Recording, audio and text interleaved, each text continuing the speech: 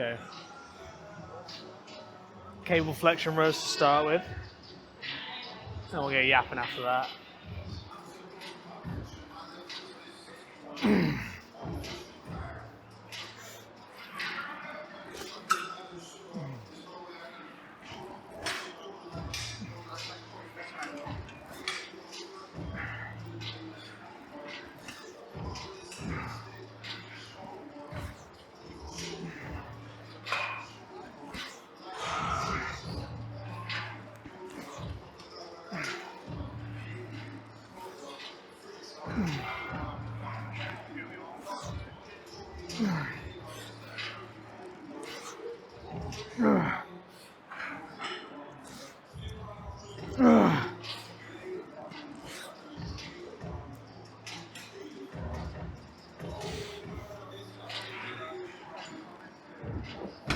Wow. Strength is maintaining during the deficit, which is exactly what we're looking for. Oh. Current split, 4 days a week. Upper, lower, push, pull, legs and arms. So, or like torso, limbs, I guess.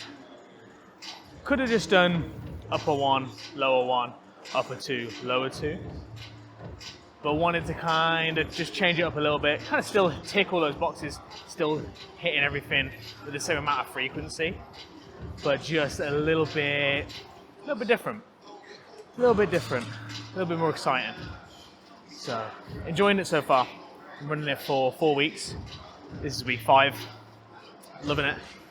Really liking it. Strength is maintaining, which is good. Even still kind of steadily climbing in some areas. So, exactly what we're going for.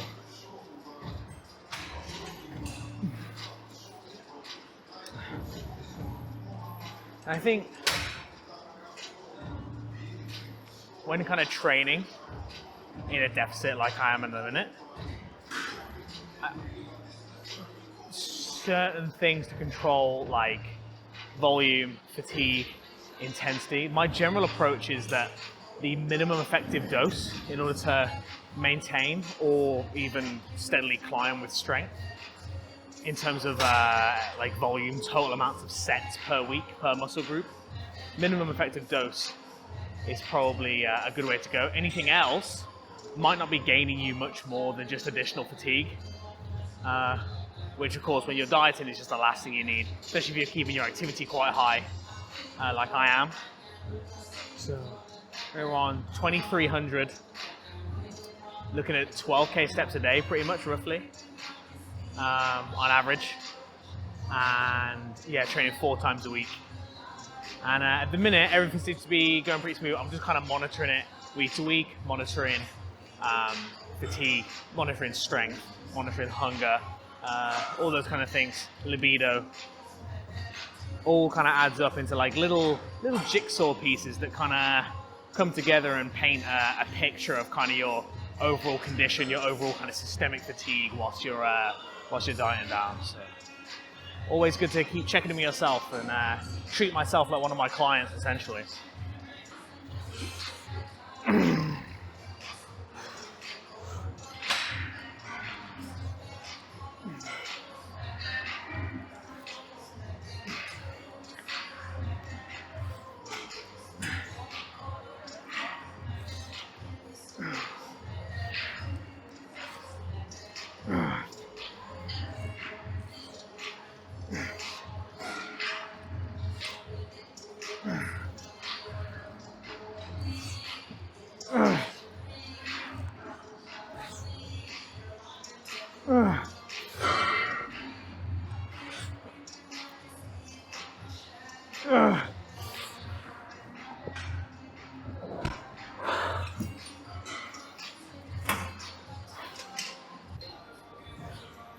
You'll also notice at kind of the end of that set, I probably could have forced out some more, maybe, partials or just really grindy reps. And that kind of leads me onto the intensity side of things. So kind of volume, frequency. So minimum effective volume, minimum effective frequency, twice a week. Some muscle groups slightly more. And then minimum effective intensity as well. So trying to stay around 1 rep in reserve. Purely for the sake of just fatigue. My strength still seems to be steadily climbing and maintaining with 1 rep in reserve. Anything more than that might just be attributed to more fatigue. So intensity can be something to watch as well when you're training at deficit, especially if you've got a decent amount of volume. So my volume has dropped a little bit compared to if I was perhaps like in a gaining phase.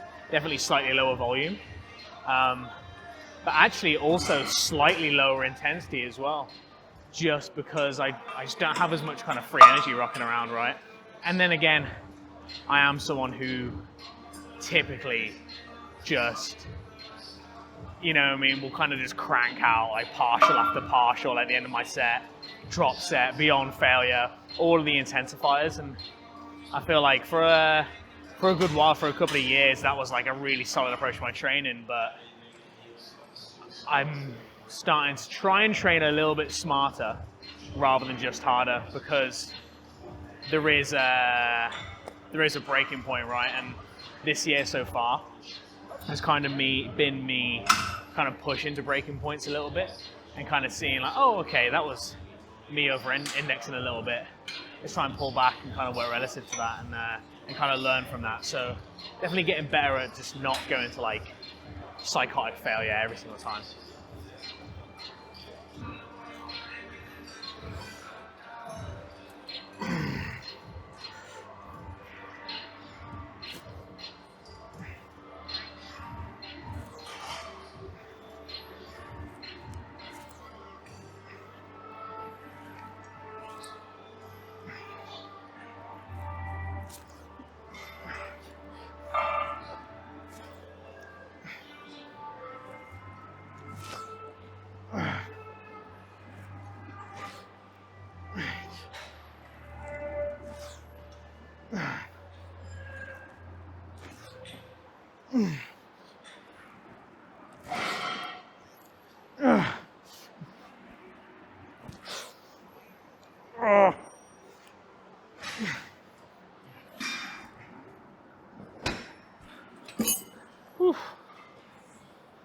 All right, next movement.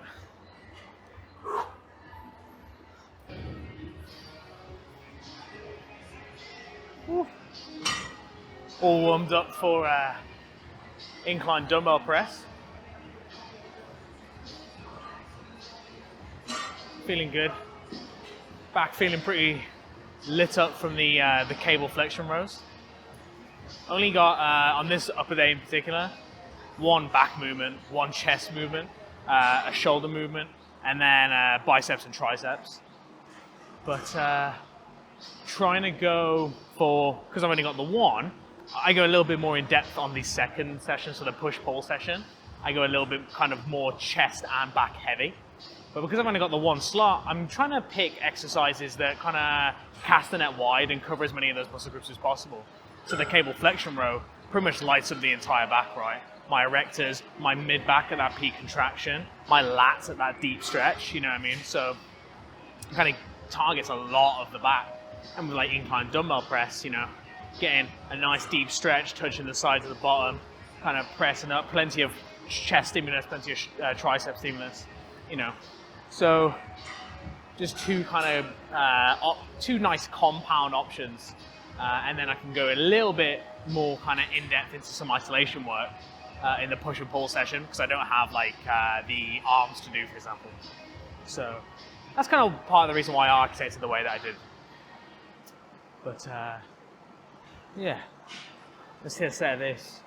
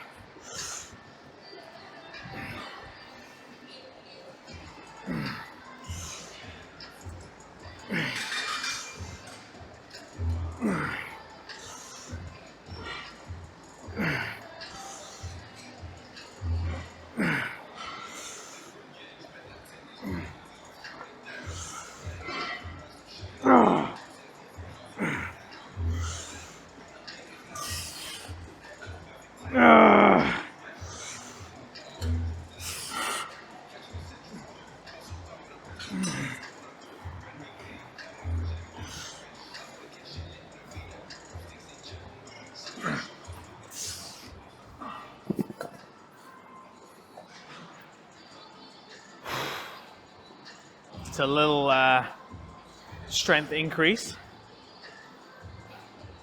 just by 1 rep. Might find that 1 rep will come off the second set though. Sometimes that happens, which is fine. Such a good movement. Will always remain a staple in my training. And as a movement I kind of program as well. Whew. You know, energy around workouts while in a cut, super, super important. Because you've not got as much kind of disposable, or kind of, what should I say, much kind of pent up resources in, you know, glycogen in your muscles, kind of holding on to all those carbs for that fuel. When you're in a cut, kind of food timing matters a little bit more, and kind of precisely what foods you're eating. So particularly with this cut and my last kind of fat loss phase as well, trying to eat more kind of simple carbs around my workouts is doing kind of wonders for my actual energy during the workouts. I think if you're in kind of a gaining phase, or maybe like a maintenance phase, you've kind of got enough stored carbohydrates to kind of make use of, especially if you eat like, you know, if you're eating at maintenance or above, you're nice and full, right? So you've kind of got the energy there to use. Whereas in a cut, being a little bit more kind of savvy around your timing, I think can help a lot with your kind of performance in the gym. To eating a little bit kind of more carb dominant, an hour or so before your workout, is going to be a good idea. Kind of minimizing fats, minimizing proteins to an extent as well, just to kind of get those carbs straight into your system and ready to kind of fire for your workout. So yeah, definitely, you know, it's definitely some logic and some science behind it, and definitely anecdotally been working for me, and I hear a lot of people say the same thing. So yeah, probably worth a try if you find that you're in a fat loss phase and your energy seems to be slacking around your workouts in particular. If your energy is completely slacking in general, then you might be in a bit too steep of a deficit. Then either drop your activity or up your calories, right? But if it's like kind of around your workout, you find halfway through your workout you're just completely flagging, might be worth going a little bit kind of carb heavy before your workouts.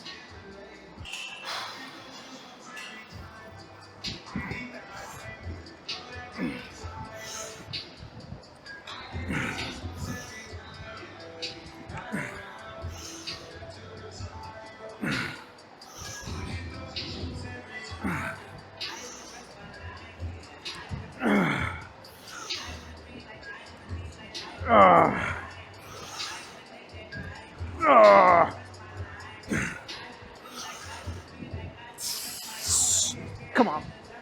Yeah.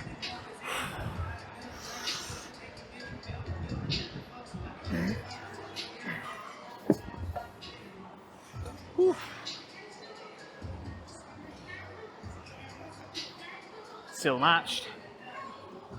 Nice. Been trying out, well, not trying out, been using overhead headphones rather than buds. I've been a buds man, kind of, since I can remember, really. And I don't know, I needed an upgrade anyway. And I see a lot of people using overhead headphones in the gym, right? Don't get me wrong, the noise cancelling on these things is fantastic. So there is that, so like, I don't have to have the music as loud, which is good. I figured they'd stay on my head more than they do though.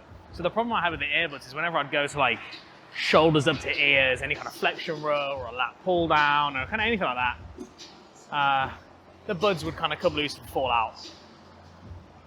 Whereas the overhead headphones, I thought would be a little bit more stable, but actually you run into a similar problem. And if anything, sometimes they can cut off your range of motion a little bit because they're so bulky. So that's a little bit of an issue. However, when they do fall off your head, they are easier to find. God knows how many hours I've wasted searching for little beet buds just dotted around on a black floor. So, win some, you lose some. Just one more set of these. Then we're on to shoulders. And the dual cable cross looks free, so.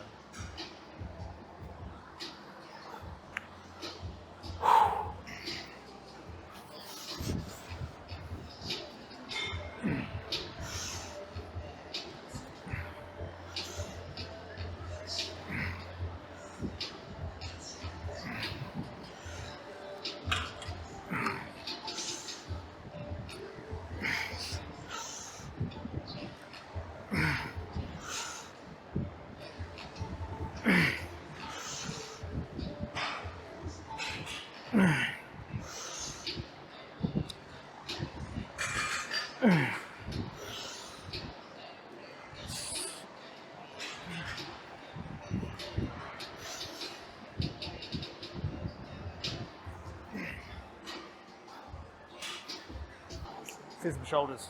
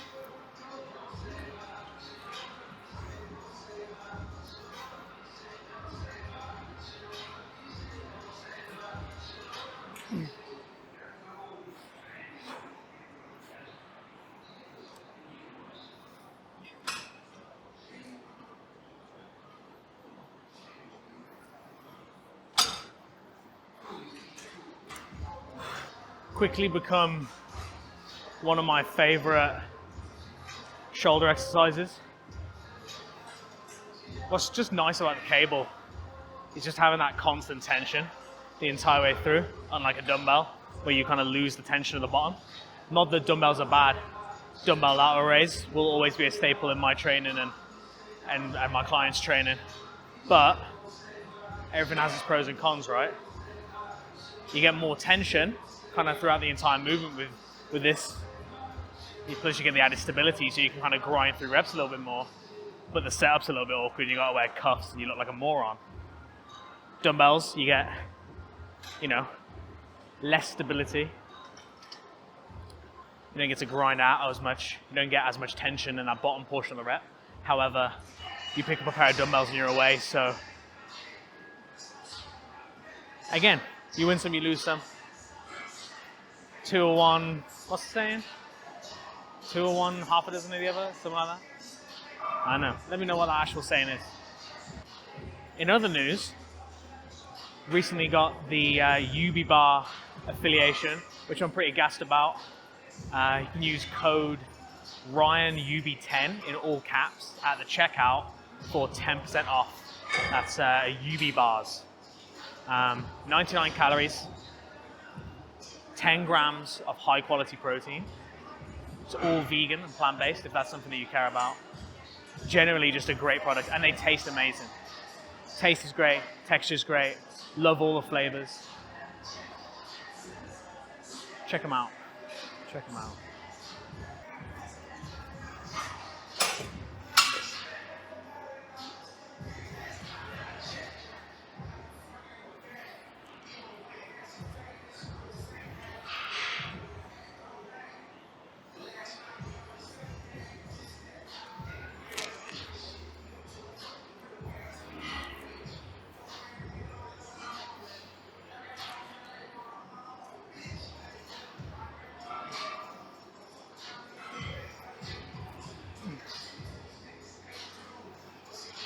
Ugh.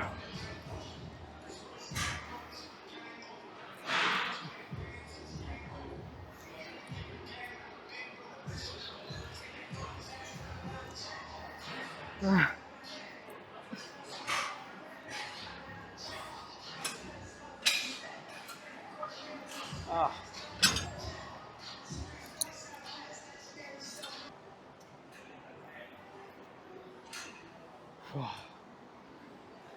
Now you might be thinking, Ryan, you're a hypocrite and a liar. Earlier when you were doing the cable flexion rows, you said there was no point in going beyond failure and just fatiguing yourself out. It might not actually be attributing to kind of any more muscle maintenance or muscle growth, and it might just be making you more tired whilst you're in a fat loss phase. And you'd be right. I did say that. However, with something like a lateral raise, I'm really only getting my side delts, maybe my upper traps a little bit involved. Relatively small muscles. I don't feel particularly gassed out after a set of lateral raises. They're not particularly kind of systemically fatiguing. So 2 or 3 kind of lengthened partials at the end of the set can definitely, you know, make sure that I'm ticking that kind of sufficient intensity box without necessarily accruing too much fatigue. And my strength is still actually climbing on these a little bit, which is fantastic. And I've been running it for, you know, just 4 weeks now. And that's the thing. If, for example, I was training a particular muscle group, let's say side delts for this example, and I was training it and I was going beyond failure and I was getting some extra partials in, and I noticed that I was not necessarily very systemically fatigued, but I was getting around to training my side delts again, and they didn't feel sufficiently recovered, and my strength was starting to go down. Maybe they were still feeling sore and they were feeling tired all the time. Then I might cut back on the partials and just go for straight sets, because then it's a case of, like, again, minimum effective dose. It's a case of actually I was doing too much and they weren't able to fully recover in time, and then they were actually starting to degrade, and perhaps some muscle atrophy was actually going on because they weren't able to sufficiently recover before I hit them again. So you've got to kind of keep an eye on some of these things and be reactive to things. Not too reactive, but somewhat reactive to different situations that kind of come to you as you train. Sorry, I was completely distracted there. My mind just went elsewhere. Let's do another set of these.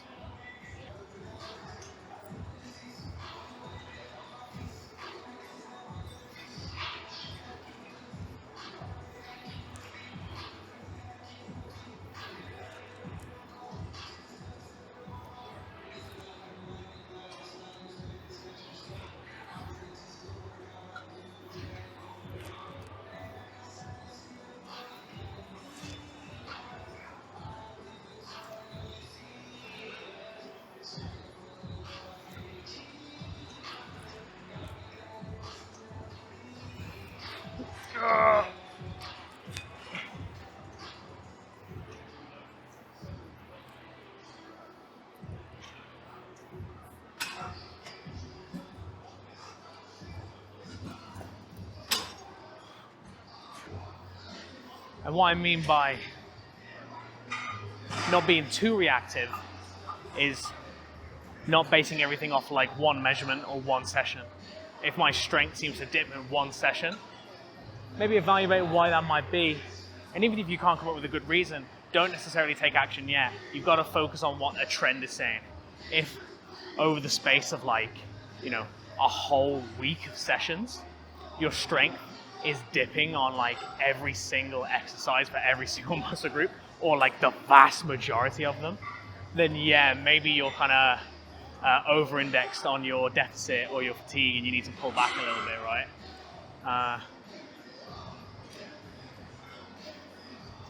Same can be said for kind of scale weight. If your weight kind of fluctuates a little bit and it kind of goes up on the one, it's not a massive deal. See what the trend is saying over the course of like 10 to 14 days, and then you can make appropriate adjustments once you have, like, you know, a more robust data set. One measurement or one session or whatnot is not robust enough to make any kind of concrete or informed decisions from. What have I done? Why am I bleeding? Oh dear me, I've cut my finger.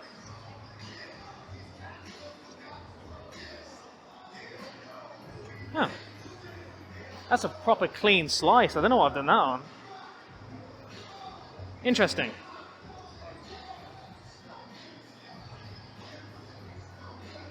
Let's get some tissue for that and then move on to biceps. Yeah.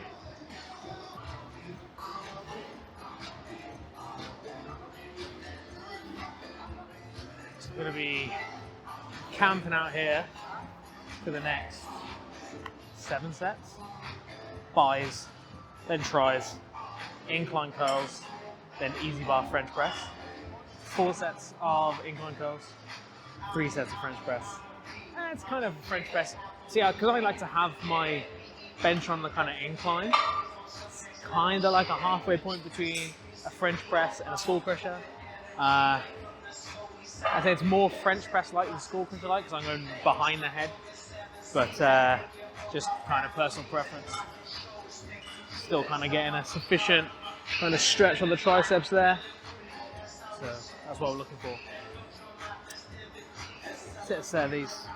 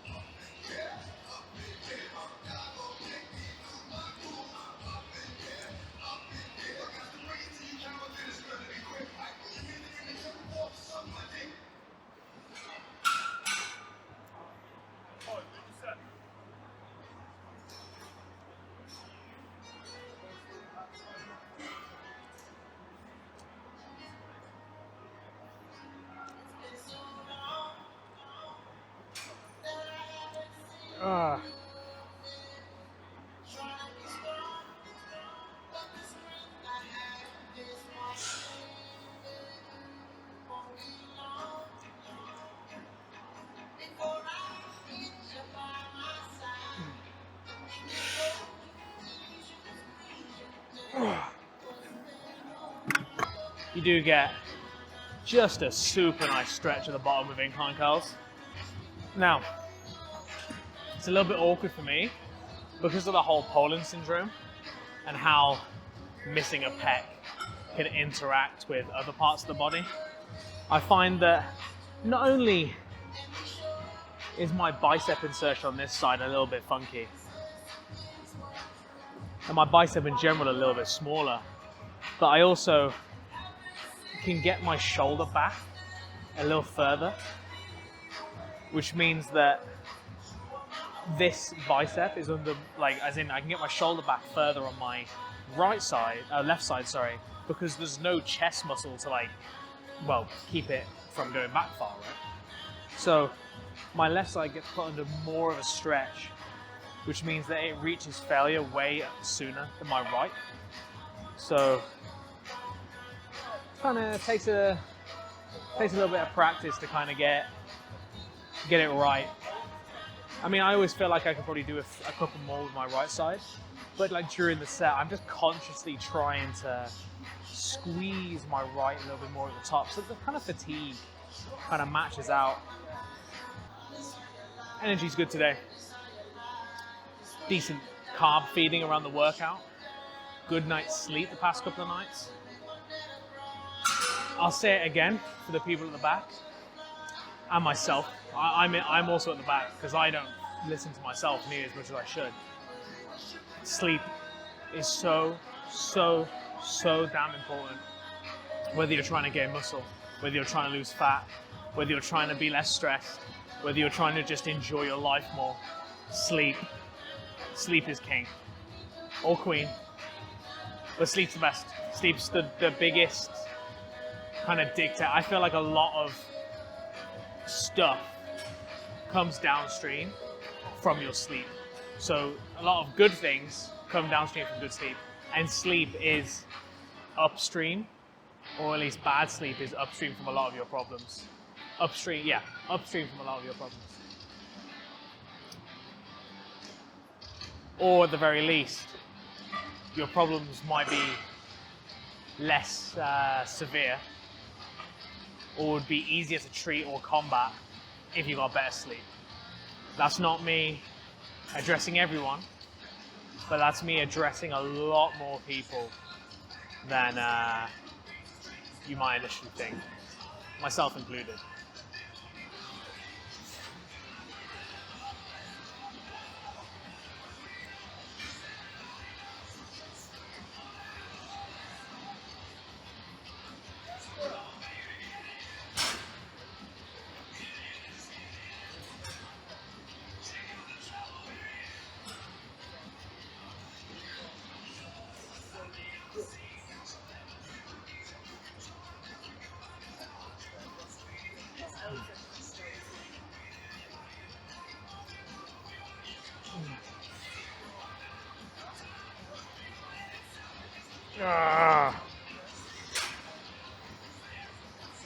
Come on.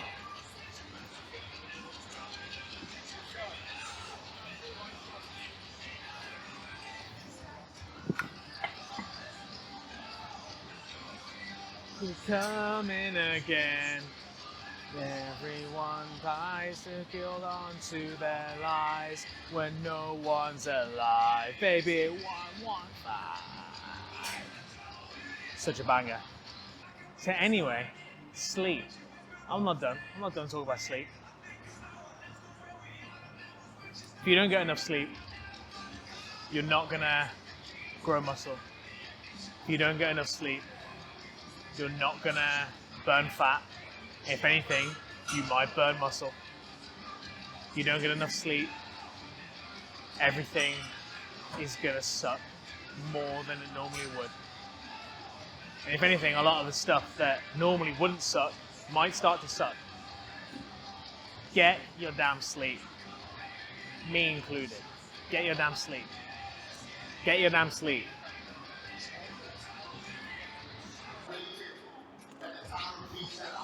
"115" followed by "Beauty of Annihilation." Sam, this one's for you.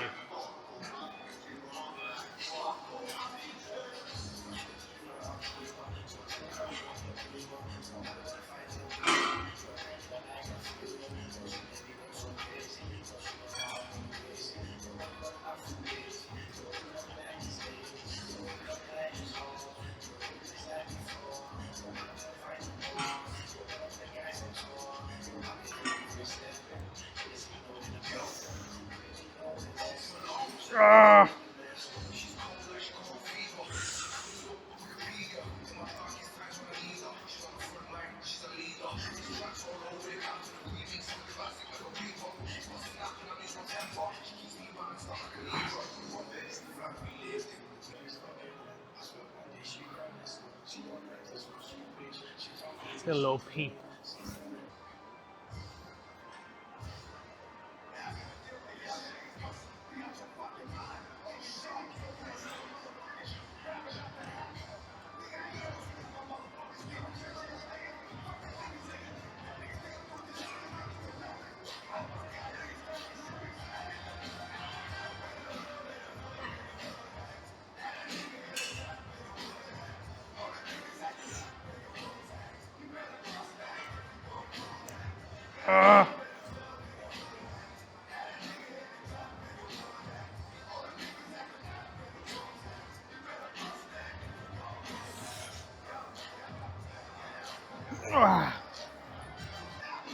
What's interesting is how, if there's a strength disparity between sides, at least in my own experience, and from what I've seen in some clients as well, the stronger side will limit its kind of power output in order to not throw the stability off. So it will kind of match the weaker side a little bit. So you'll notice when I'm doing those curls, my right side is kind of matching the pace, because if it comes up too quickly, it throws the whole stability off. So your body loves being stable, which is why You'll never ever be able to squat as much on an unstable surface, like a Bosu ball, as you will on a flat surface. So the more stability you have, the more weight you can use, the more tension you can put through the muscle, the more strength you can build. Stability is really good for really driving stimulus into a muscle. That being said, training with instability also has its benefits. For example, training to become more stable. If you're using if you're on a more unstable surface, or you're using a more unstable movement pattern, like if you're using free weights, training that stability has its own benefits as well. Especially kind of in terms of like functionality, kind of day to day, moving through the space, all that kind of stuff. So again, everything has pros and cons, and there's utility in kind of all these things in certain contexts. A lot of people always ask me like, what's better, machines or free weights? And like, that's a completely contextual question. So anyway, triceps.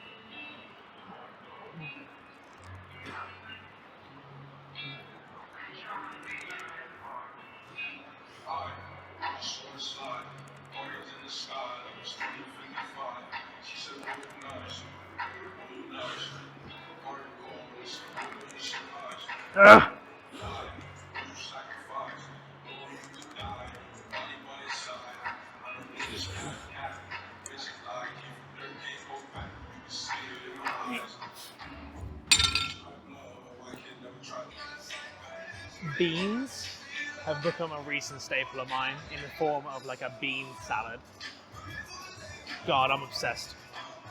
Absolutely obsessed. I get these cans of mixed bean salad. Amazing. Amazing carb source, super filling, full of fiber, additional protein in there too. Honestly, mix that in with a little like chopped tomato, radish, cucumber, chopped lettuce, huge bowl of salad, so filling. Plus you get the vinaigrette come from the actual can of beans themselves. Most nights I've been finishing my day with a massive bean salad.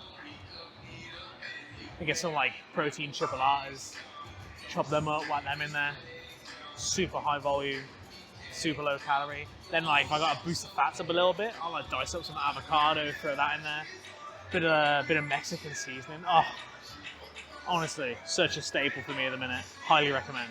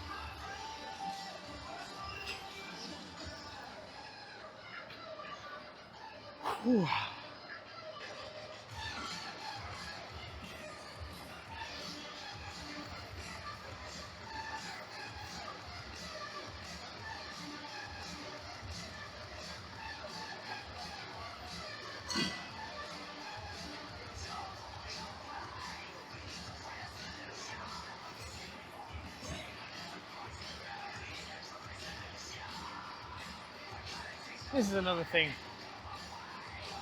that I get asked a lot. What's the best way to manage like my load when I'm training? A lot of people think, oh, I start off light and then as the sets go on, I add weight. Which is only true if you're talking about warm-up sets. In terms of actual working sets, particularly if you're focusing on like kind of hypertrophy, general strength training, a reverse pyramid style is better. Starting off your first proper working set with your heaviest weight and working down as you kind of tire and fatigue in the muscle is way better for hypertrophy stimulus and way better for kind of building kind of just general strength adaptations. Now obviously there's different ways to do it if you're like kind of power peaking. If you're going for big kind of power based lifts, then not really my specialty. There's definitely a logic to incrementally pyramiding the weight up for kind of central nervous system adaptations in that regard. But for especially hypertrophy training, start off heavy. As you fatigue, go lighter.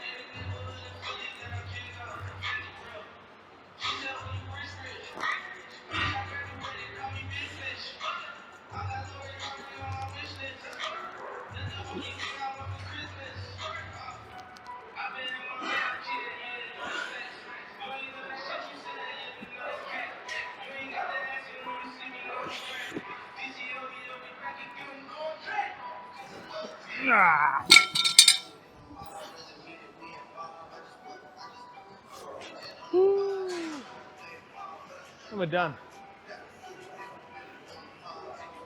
It's been a good session. I've enjoyed this one. Hell yeah. Can't wait for the next 2 months of dieting. It's gonna be sick.